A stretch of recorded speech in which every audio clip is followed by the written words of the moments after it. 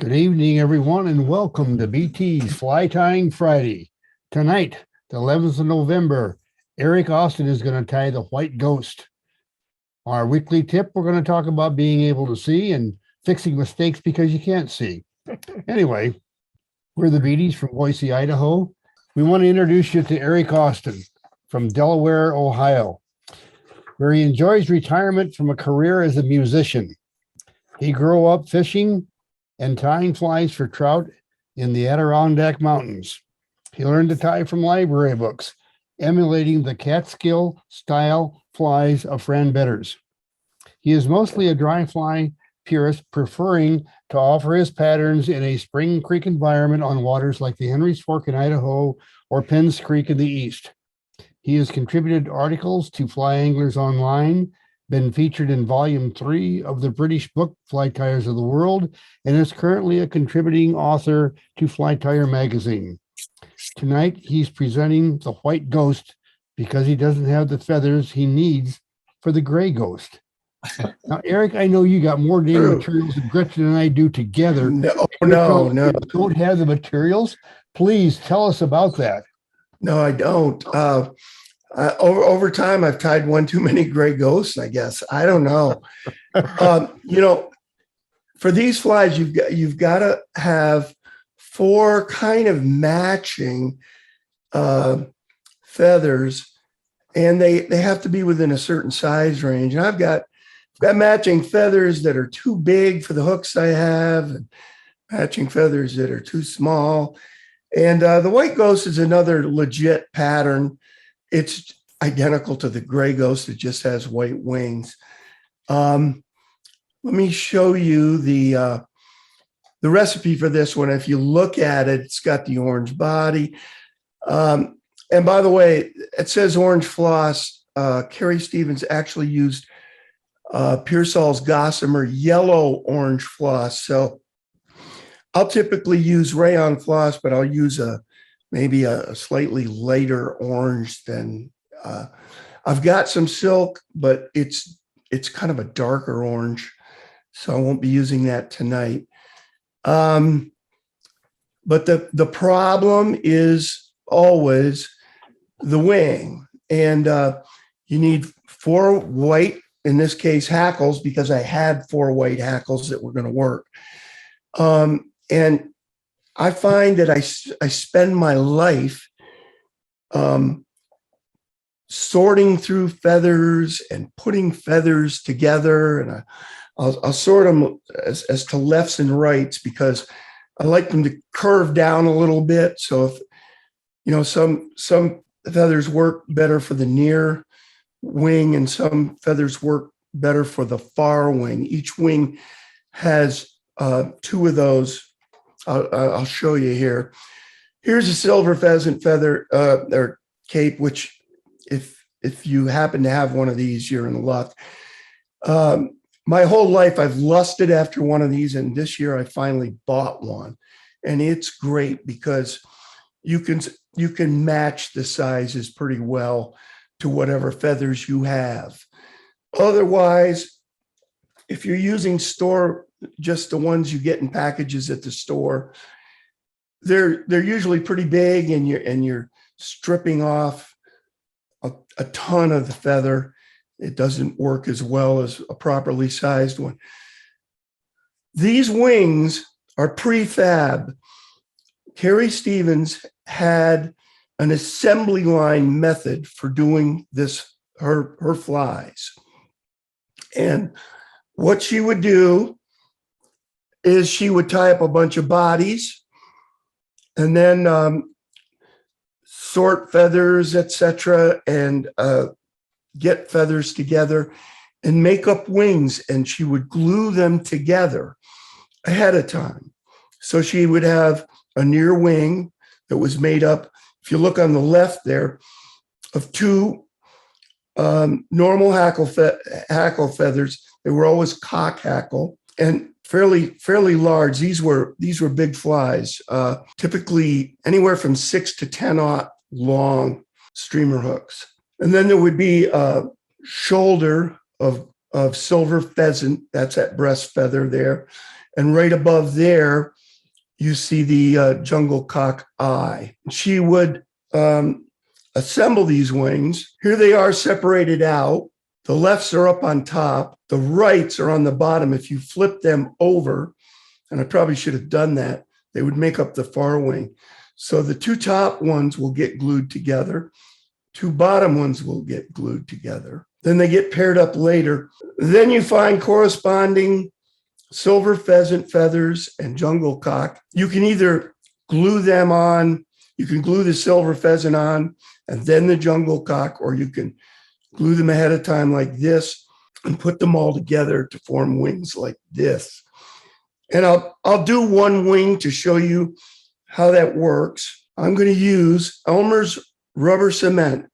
After trying every cement on earth, I think, for these wings, I find that this stuff works best. I've selected out, these are Whiting American hen hackle. Technically, these feathers are wrong. You really should use cock hackle, but in this case, this is what I had. I've got some other wings that I made up ahead of time from the cock hackle that I had. Here's what's wrong with this. It's great up here at the front. It's great because the silver pheasant cheek is going to go right on like that. But back here, it should be a lot narrower.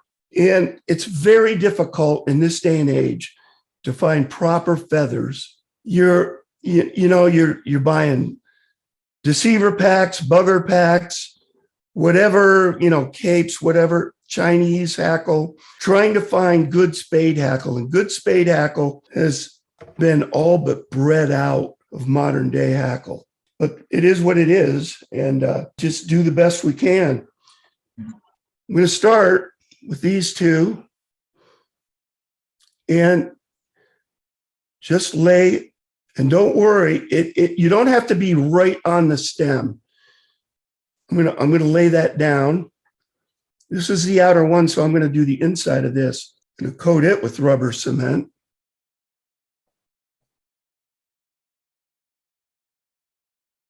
All along the stem and up into the feather. Don't go any farther than the cheeks are going to extend. And don't let this dry completely. If you let it dry completely, you will have a tough time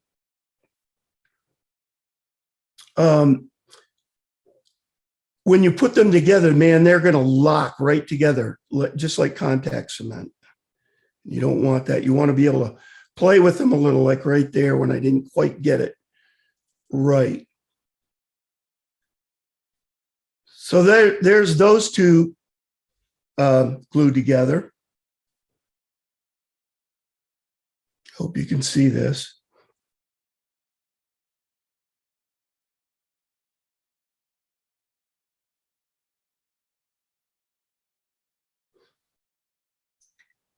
And I want to put a little on the back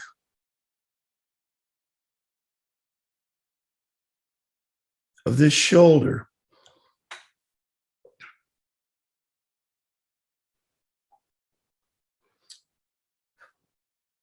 Just going to blow that dry.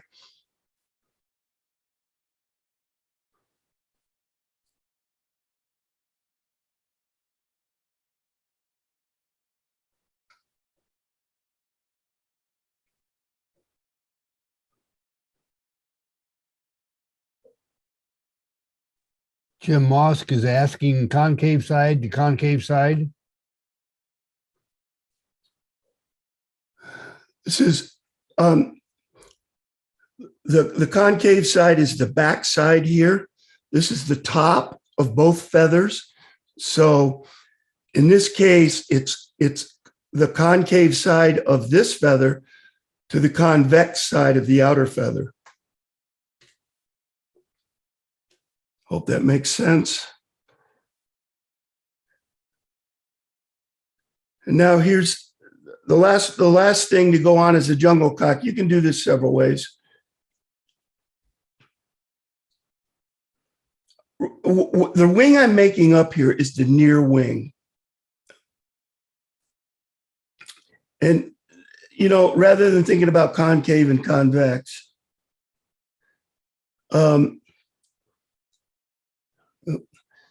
think about the fact that you want these wings to angle in so that their tips are together. So the near wing will curve away from you, and the far wing will curve towards you. Now, this jungle cock, you can really glue it up on the back because this stuff doesn't bleed that badly. It might bleed a little bit, but not much.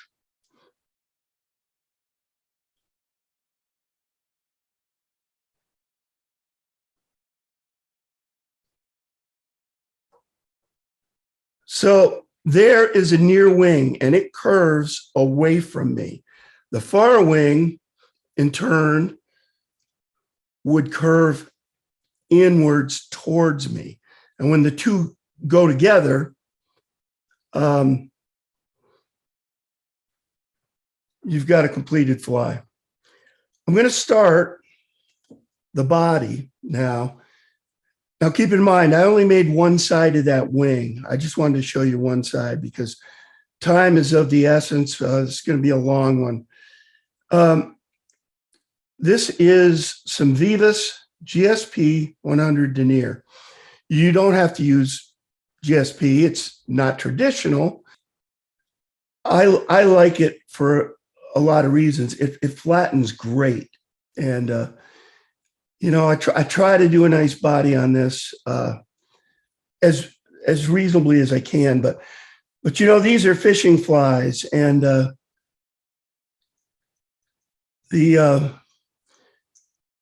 I have to let go of some of my salmon fly sensibilities when I make these, but I still try to get a reasonably flat body, flatten the thread.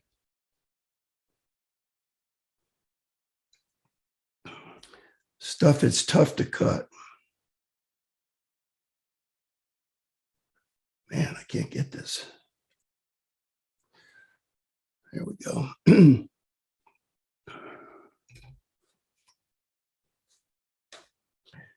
Right about in here, I'll tie in a piece of what's going to be ribbing.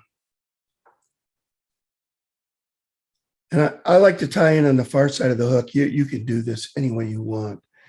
I like to tie in on the far side of the hook so it gets brought down underneath.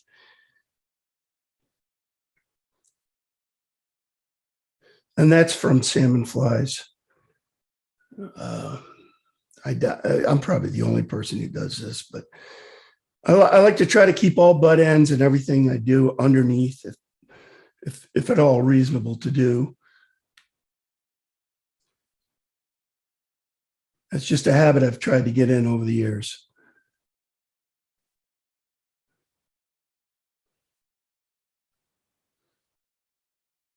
And by the way, if you can do these in hand as Carrie Stevens did, and I think it's what, Jack, the fly of the month. I've got one done in hand on the FFI site where I've done it in hand. Boy, it was rough trying to film it though. That's why I didn't do it in hand tonight. It's just so hard to keep it in the frame.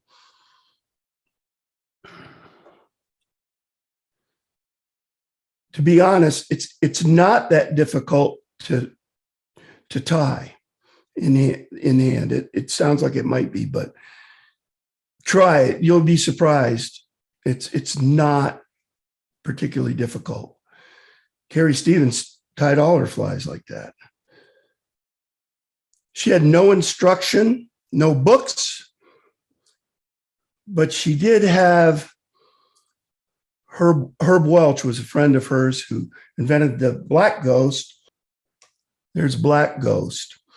A little different than Carrie Stevens style flies. in that his wing is on top and hers is more on the sides.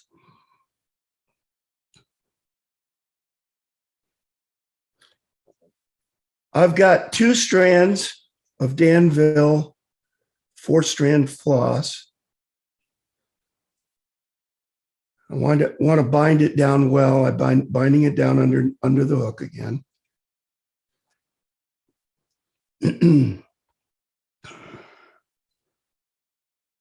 It's helpful sometimes too to kind of use your thumbnail as you go, still trying to keep it edge to edge.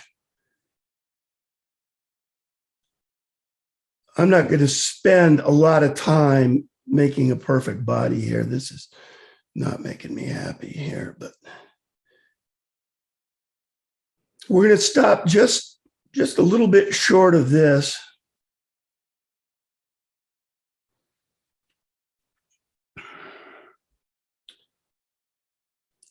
And we'll wind the floss. Before winding the floss, stroke it. This is I got this from George Kelson, and what it does is it gets rid of a lot of the short little pieces and stuff. It evens all the fibers out, so they're a little less likely to break as you wind.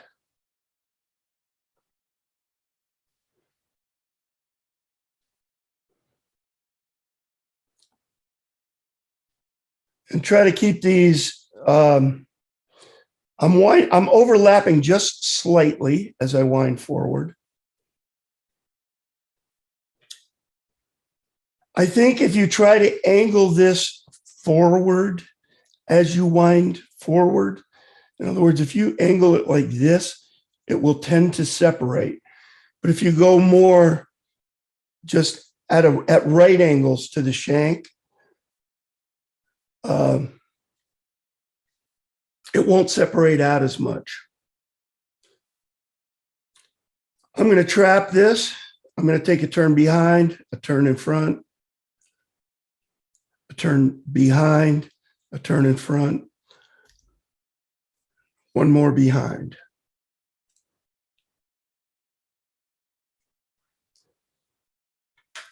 You can burnish it if you'd like.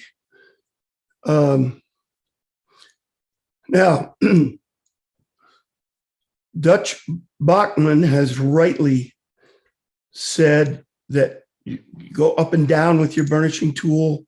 This is agate stone, this particular burnishing tool. You go up and down, not side to side. And I, of course, have gone side to side for years. But when I go side to side, I'm using hardly any tension at all, just enough to polish the floss up.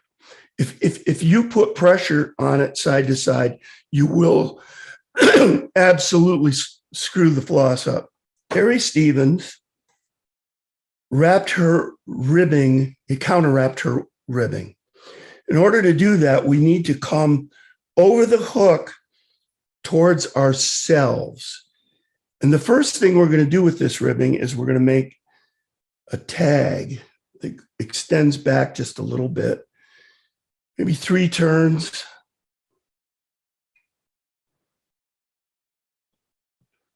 And then go forward. And by the way, that 3 turns is an absolute. You could do more. I took the body back a little too far. I should have stopped short of the hook point, and I didn't. So we'll make a little shorter tag. Now, in order to try to keep the spacing the same as you wind forward, try to keep the angle of the tinsel the same. And I always think in terms of a 45-degree angle, but I don't know if that's what it really is. I've never gotten out my protractor to check it.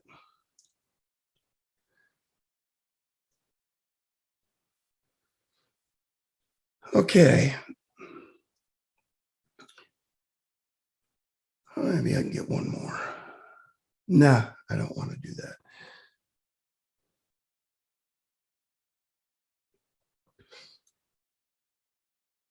In order to handle this, if I try to just bind this down this way with my normal thread wraps, as I would, in other words, going over the top of the hook away from me, it's going to loosen these turns, and I don't want to do that.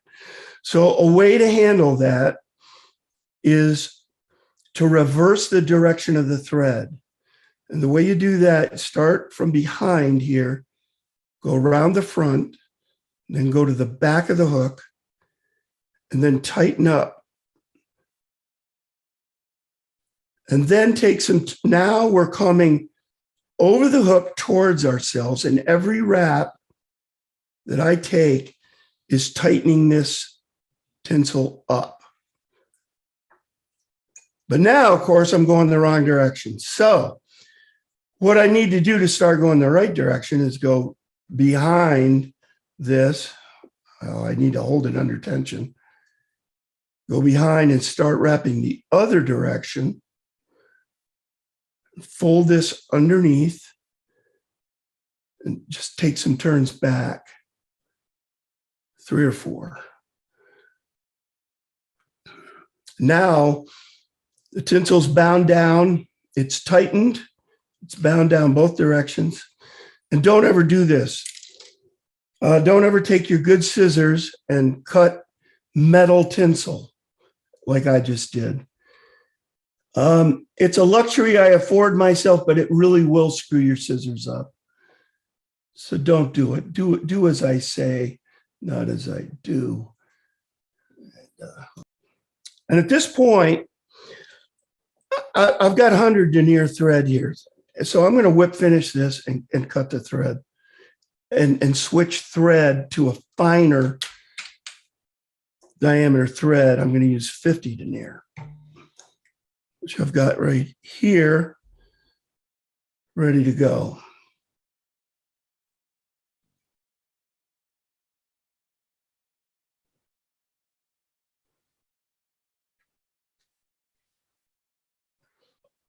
The belly on first. Just managed to cut myself. It reminds me of Al. Thanks for reminding me, Eric. Yeah, I'm bleeding here. Anyway, let's hope it doesn't get on the fly. There's a couple of materials you can use. Carrie Stevens did deer hair, and I've got a small bunch of deer hair ready to go, and it should be very sparse, I think. Somebody told me about cashmere goat. This is cashmere goat. And it only, in my mind, it only has one advantage. It's very flimsy. Well, maybe 2 advantages. But I know some streamer guys that swear by this stuff, and I'll probably use it tonight. One nice thing about it is it doesn't take up a lot of room on the hook, a lot of diameter. It has a very small tie-in diameter, but it's kind of all over the place. It's not nice and neat. But anyway, let's go ahead and use this. And I want it to extend about, there's 2 schools of thought. One is 3/8 inch beyond the bend of the hook, and the other is a quarter of the shank length beyond the hook. I don't know. I don't obsess over it. You could put your wing up there, and it needs to extend out about as far as the wing extends out.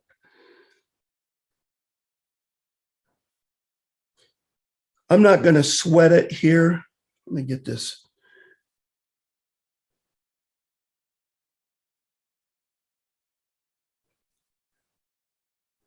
Just lift this up a little bit so it's right on top of the hook. Get it centered, get it oriented. This is going to form the belly of the bait fish.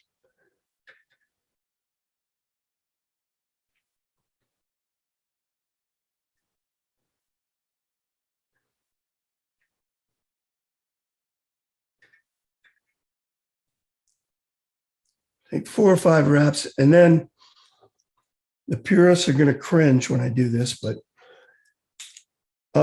I've found that with the deer hair and this stuff both, if I don't glue it, it's going to pull right out. So I just put some crazy glue on the thread.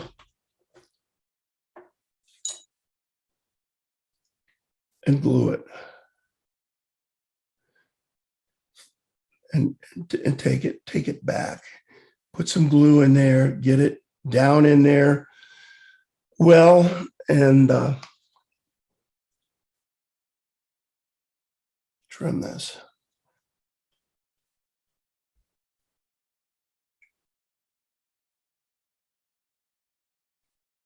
Try to get it all.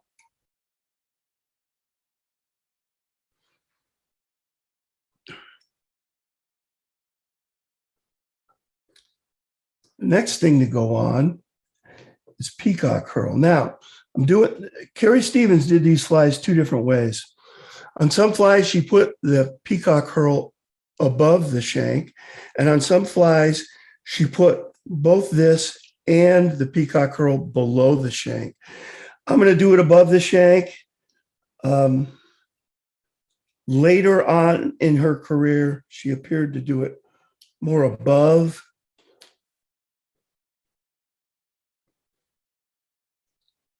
I've got about half a dozen strands, and you want good, healthy strands, not you don't want the stringy stuff. You want the good, full peacock herl for this. And your first turn should be kind of a soft one. What's going to happen is this is going to want to pop up. And you just have to work with it as you tie the fly and just try to stroke it, try to get it down, almost hump it in a sense. Do 4 turns forward on that. Again, I'm going to throw some glue on.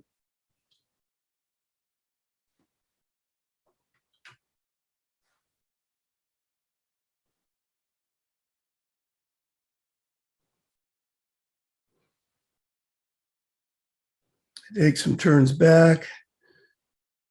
This is going to form the lateral line on the bait fish. And a lot of times this gets actually covered by the wing, but it shows through in the water.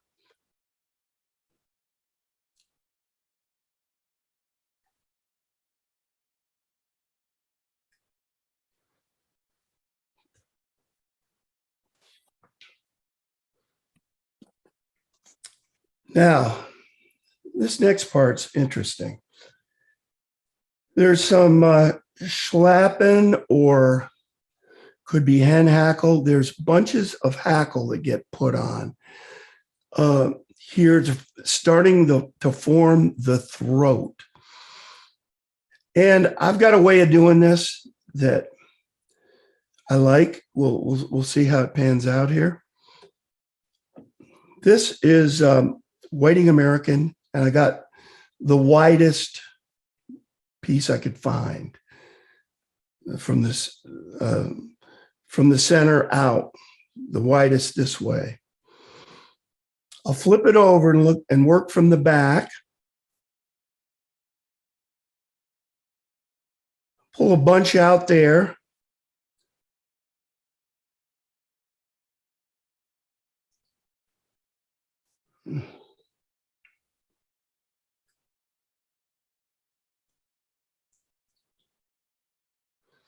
I want to get 2 equal bunches.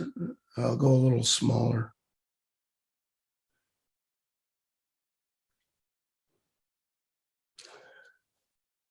I just put some saliva on my middle finger. I'm going to grab this and pull it off. And of course, this doesn't stick to my middle finger. It's supposed to stick to my middle finger. You can also put wax on your middle finger, but then it gets on your thumb anyway. So I've got that now on my middle finger. Let's see if this is going to be hard to show here, but I cut that off. And at this point, I have Sherry Steele's hackle handle going on the other side. And now I can place these together and form sort of a wing, if you will. Flip it upside down. Trim this. And tie this bundle in.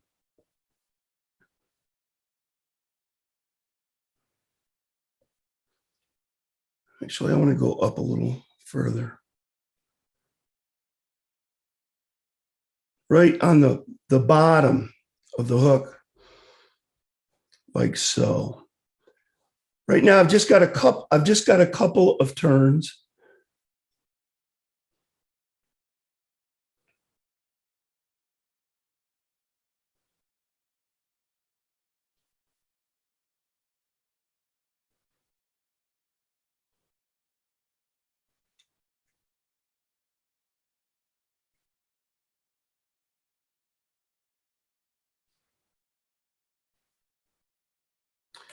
So there's one bunch. I'm going to grab another feather.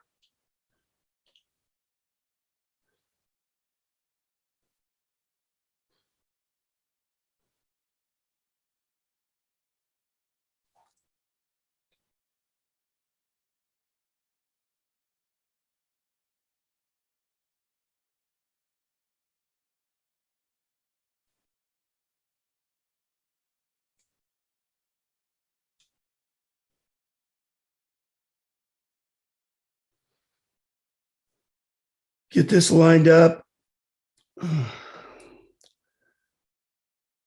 Flip it over.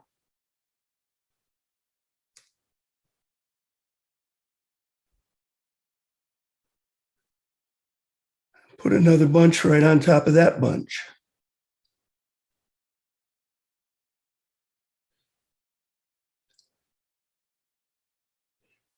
Oops.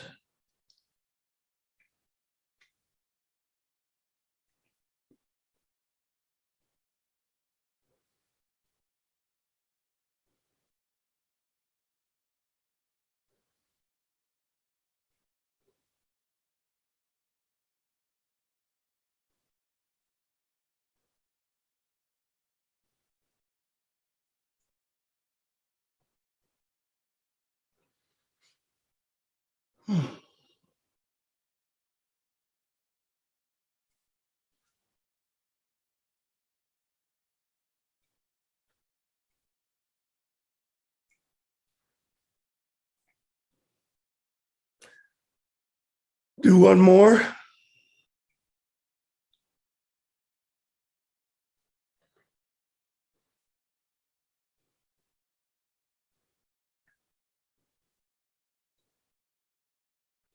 All right. So, you can do as many of these as you want. The idea is to get a throat going. And let me just say that Mike Martinek, who tied these flies for years and was a real expert, he would tie bundles of schlappen on top as well as underneath. It makes the wing go on pretty easily if you do that. So if you're having trouble getting the wings on, that's something to think about. There's a little more to this throat, and this is, in my mind anyway, the hard part. It's a golden pheasant crest. I've got a couple potential candidates, one of which I just dropped here. This is one of them. It's going to go on about like this. I've got tweezers and I'm flattening the stem and bending the tie-in point up.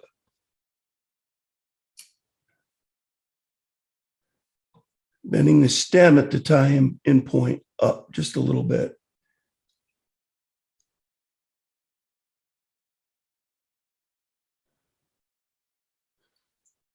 See if I can draw this in.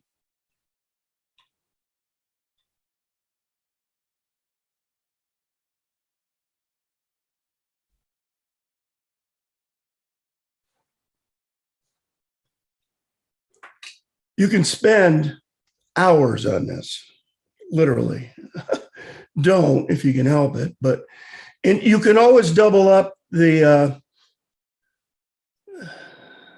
you can always double up this golden pheasant crest.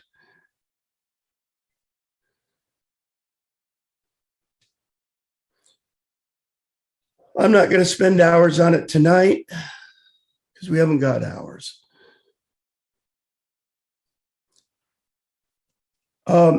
Just a word about selecting this stuff out. You'll find these small feathers like this come right off the head of a golden pheasant and right off the forehead. And many of them won't be straight when you take them off. And you'll hear things about, wrap them around a shot glass. And sadly, that really doesn't work, in my opinion. Long term, that feather will revert back to its crooked ways. So just know that going in. You really need straight feathers to begin with, as painful as that might be. And if you do a lot of these fancy flies, you really need tons and tons of golden pheasant crest. Okay, there is another piece of golden pheasant crest that goes on here. It's a little easier to deal with. And it extends, I think one of the fellows in Graydon Hilliard's book talks about this being a topping. It's really not a topping. It extends back. This one's maybe a little short. And it's actually inside the wings rather than on top. Let me see how this is going to work. I'm just going to put a couple turns, see where we're at, get it situated. Right now it's really down, but we'll fix that in a sec. I want to get this stem pretty much centered in this groove here. Let's see.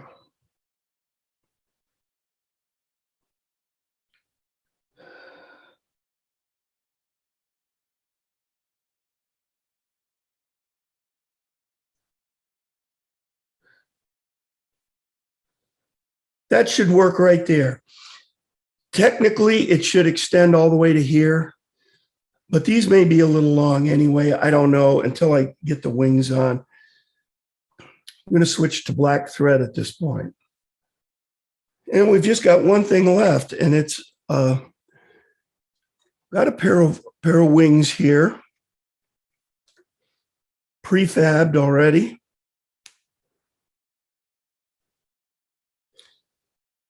This I'll call a left. In other words, the side nearest me kind of curves down. This wing I'll call a right because that's the way I think of it in salmon fly terms. And this curves down to match this one. And to mount these,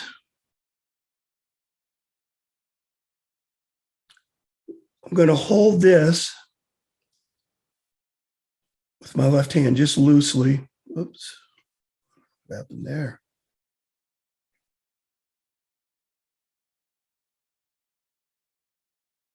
match this up to it.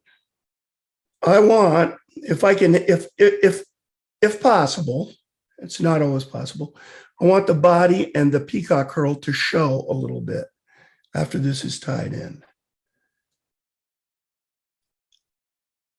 I'll tent the front of this together, put a couple of turns on it.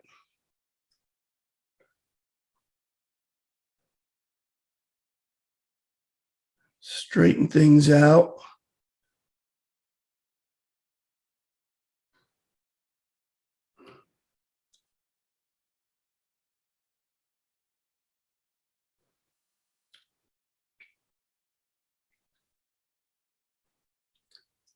The other thing I'd like to see is this golden pheasant crest, but I don't know, it might not be possible. And then once you get things more or less situated, sit around and play with the fly for, I don't know, 20 minutes. Seriously, we'll get some turns on here.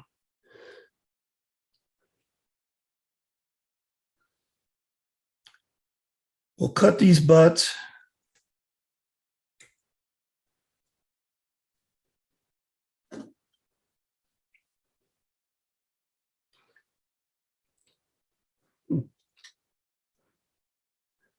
I don't know if I hit this or must have.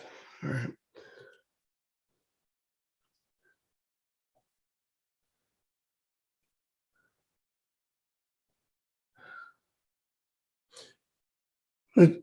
Whip finish forward.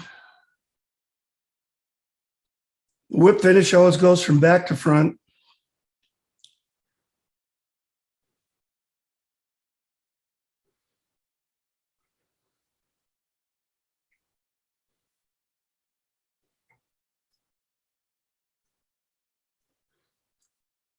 Just bound down a little better.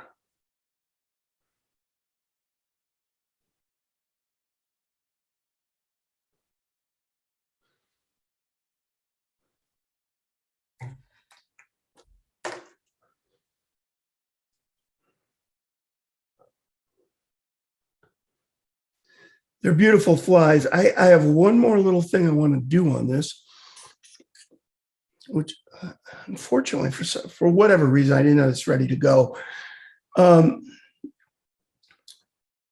This is some flat wax nylon, which I've found works beautifully for this. Carrie Stevens always put a band in the middle of her flies, and we're going to do the same thing here. It was either an orange band or a red band, depending on the fly. So I'm going to go ahead and do that. There's an issue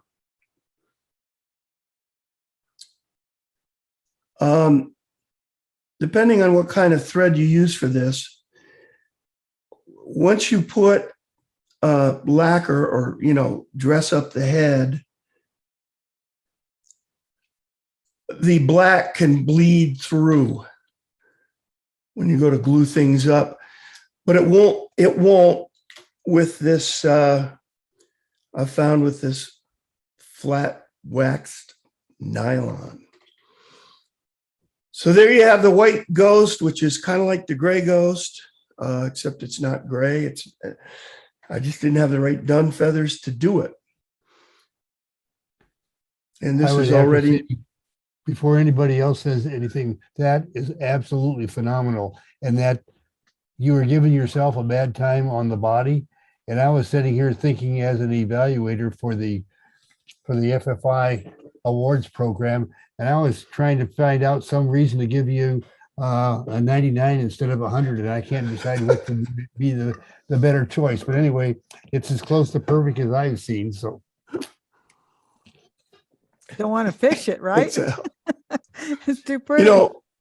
These are fabulous fishing flies, and you can do them in smaller sizes.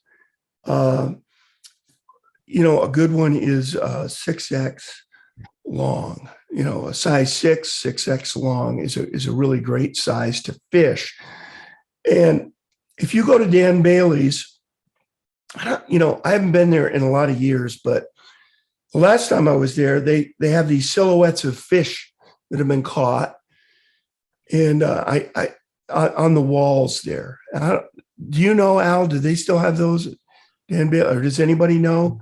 Are there Last time I was silhouettes? there, they did, but it's been, it's been 4 or 5 years. Yeah, and it's big fish that were caught in Montana, usually in lakes. And if you start looking, they'll say who caught it and what they caught it on.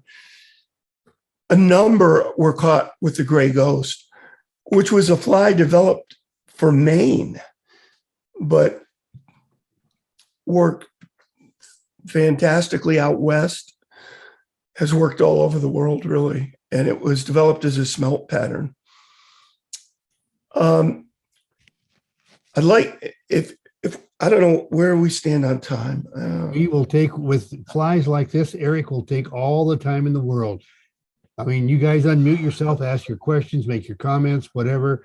I'm still kind of stunned at the beauty of that flag. I'm speechless. Well, she tied beautiful flies, Carrie Stevens. Well, the thing that I picked up a couple of really kind of not obvious, but really cool moves that you made too. Yeah. There's some things I'm going to be doing based on what I saw those fingers of yours doing. She was looking at me and said, why didn't you show me that? Well, because I just learned it from Eric just now. I wanted to show just a couple things from the days before Carrie Stevens arrived in Maine.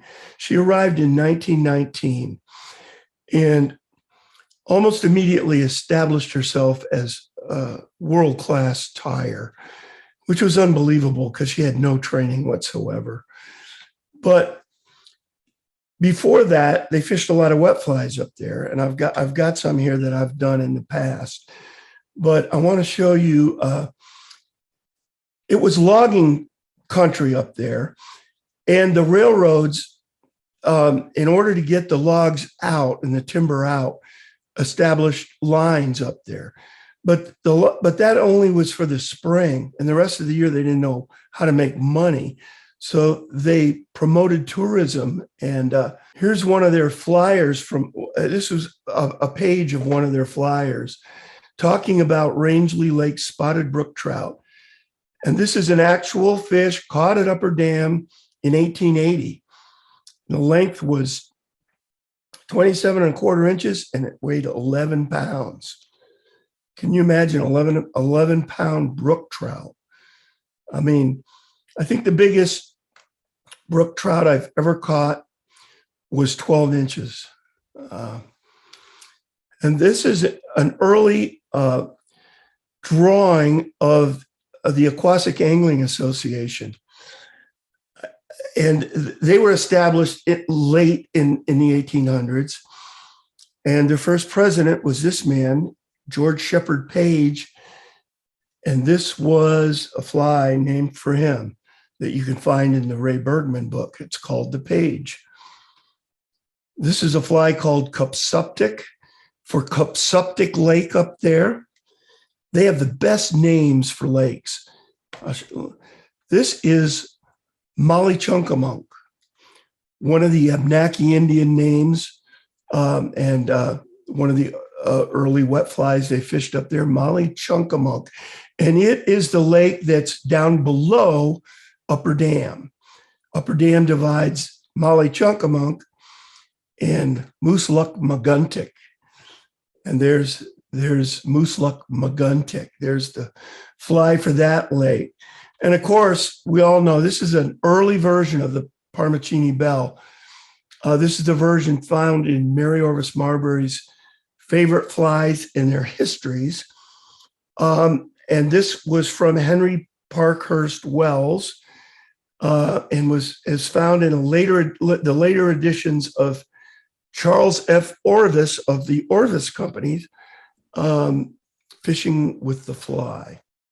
This is the white ghost again, or the black ghost from Herb Welch, or Herbert Welch. He was also Herbie Welch, the father, in my mind, the father of the modern day streamer, certainly the modern day featherwing streamer. What's interesting is the Classic Angling Club, with the best of intentions, fishing, they'd had a couple of bad years of brook trout fishing. So they said, well, 10 and 12 pound brook trout aren't good enough. We want salmon.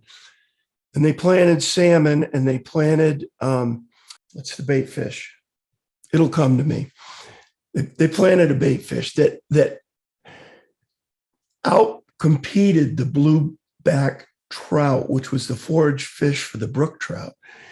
And in doing so, yes, they had salmon now, but they totally screwed up the brook trout fishing to the point that to this day, there aren't too many brook trout over 5 pounds up there. And they've tried reestablishing the blueback trout, and hopefully they'll get that done and maybe get some really great brook trout fishing going again. Not that it's bad as it stands. It's certainly good, but it's not what it once was. And what's funny to me is this is for our Australian buddy, Paul Fidelis. I don't know if you're familiar with a book called Frog Call by Greg French. It's about fly fishing in Tasmania. At the same time this was happening in Maine, they were screwing up 10 and 12 pound brown trout fishing down in Tasmania. At the other ends of the earth, almost identical situation, planning things they shouldn't have been planning. They also instituted some hydroelectric dams that messed up the fishing a little bit. They still have some wonderful fishing in Tasmania, but again, not what it once was, which just goes to show you that we don't always know what we're doing as human beings. So, and that's all I have. Carl Weber wanted to know if Carrie Stevens wrote a book. No, but there's a wonderful book by Graydon Hilliard, which I have here somewhere. Yep, that's the one. There it is. Carrie Stevens, maker of Rangeley Favorite Trout and Salmon Flies by Graydon R. Hilliard. And he's done a beautiful job with this book, and I highly recommend it. I'll say one more thing about these flies. You'll see them, if you go online, you'll see them tied as you would tie a full dress salmon fly. And I firmly believe that's not the correct way to do them. I think gluing the wings is not only the way she did it, but I think it's the correct way to do it. And a lot of people say that the secret to this fly is because the front of it is glued, that makes it stiff. And so the front part is stiff, like the head of a minnow is, but the back moves all around and undulates in the water, etc. Take that with a grain of salt. I think until you get into the fish's head, I don't think any of us know anything. But Anything else, Eric? I have a No, quick that's it. question. I have a quick Sure. question, and I didn't see you do this, but when you pre-glued the feathers together, you didn't squash the rakuses to make them flat so they'd sit flat when you glued them, did you? no, but you certainly can do that. And I meant to show that. Okay. I've got these little pliers just for that. Okay. And you can and no, that's a great point. You can squash them together like this, and then you can hold them and angle the feather up slightly so that its tail end is slightly elevated, showing then the body and the peacock curl. So yeah, that's a great point. I appreciate you bringing that up. I should have shown that. No, I didn't know if that was an option. I don't tie these flies. Megan wants to. But I show might me. now. It absolutely is, and should be done. I know we probably drive you people crazy with all of this, but I write Talking them about- down. talking about seeing is a problem sometimes. And in fact, the main tip tonight came as a result of my not seeing really well during a presentation to Project Healing Waters in Omaha here a few weeks ago. Well, anyway, I've been having trouble with my eyes, and it's been showing up in some of the flies that I tie, and I've been really struggling with figuring out what I needed to do. Well, the answers came from John Careft and my sister Barbara from a whole lot of different directions. So we're going to talk about it for a minute. First off, let me reach over here and get a pair of glasses that John Careft introduced me to several years ago. These are the kind that John uses to tie flies. Notice that they're magnetized together. They go around your neck, and then they can just pop together, or they go up on your eyes. And on the bridge of the nose, they pop together.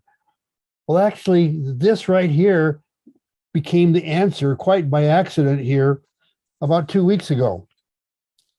For my correction, I need 2 in my reading glasses to read stuff out at about 1.5 to 6 feet. That's really great around the fly tying area, except when you get up to the vise, things get real blurry. I need 4, so I used to take these off, put on a pair of 4s, and I was constantly flipping back and forth and never had the right ones on. Well, there's one of the things about reading glasses is they add. This is a pair of 2s of the type that John uses, and these are a pair of 2s. So if I put a 2 on top of a 2, I end up with a 4. And in fact, I can look out the top and see with 2, or I can look through the bottom and see with 4. I said, oh my God, this is a wonderful discovery. All I got to do is go online and find some bifocal reading glasses.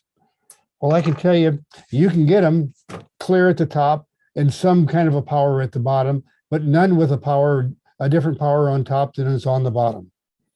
My sister came to my rescue. In fact, let's go, we'll just do it right here. With this right here, it's called Stick Tight, and they're stick-on lenses for reading glasses. They're actually made for putting on your sunglasses so that you can have a reading bifocal on a pair of sunglasses. Great deal, right? I said, well, shoot, I'll take a pair of my 2s and put a 2 on them, and I'll have bifocals. Well, I did that. There's one important thing though, and this is the tip for the seeing part before we get into the fixing mistakes. When you get this, it has instructions on how to install the lenses on the glasses. Follow those instructions to the letter. One of the things it says here, wash your hands with dish soap to minimize fingerprints. Wash the lenses with dish soap. Well, I'm down here in the basement in my Zoom and fly tying room. The bathroom's right over there. And it's got hand soap. What the heck's the difference? Hand soap and dish soap, same thing, right? Well, it's a good thing that they send 2 packs. There's 2 in a pack because what happens if you use hand soap, there's some kind of oil or lanolin in them, and the lenses don't stick to the glasses worth a darn. And I have a pair of these that fell off the glasses when I walked from the bathroom in here to tie flies, and I walked all over them. Well, walking on the lenses don't help them. It just, it doesn't. So thank God I had a second set. I followed the instructions this time, and now I have this wonderful pair of bifocal reading glasses, 2 on the top, 4 on the bottom. And now we're going to do what I really started out to do, is we're going to show you how to fix a problem. I'm gonna set the stage on this, because doing this presentation for the guys at Project Healing Waters, they asked to see a humpy. No problem. Done it before, done a lot of them, and I did it. but I snagged the thread about halfway through. Well, I just recovered from the snagged thread. I didn't quite break it. And I just went on about my business, finished the fly.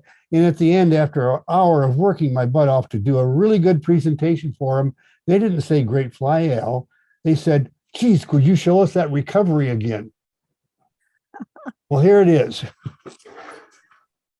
If you'll go to the number 2 camera, Gretch. Okay, that's, we'll just put the hook in the vise. God, this is great to be able to see up close and then just tilt my head down and I can see stuff down on the table. Well, here's what happened is I was wrapping back and I nicked the front here and it frayed the thread. It didn't break it all the way through, but it frayed it. Well, I'm going to kind of try to simulate that same problem and not cut this all the way through. I'll probably cut it part of the way through, but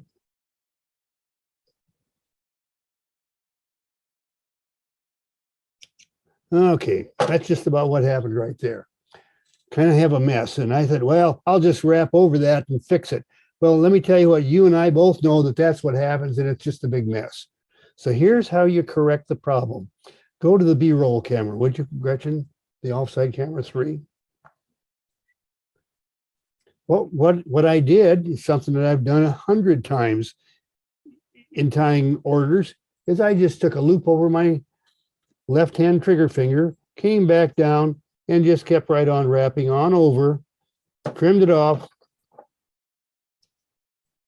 and went on about my business, tying flies. Just as simple as that. All it is a old trigger finger maneuver. And there it is, all prettied up again. That is great. And Great. it's those simple things. It's so simple, you don't even think about it.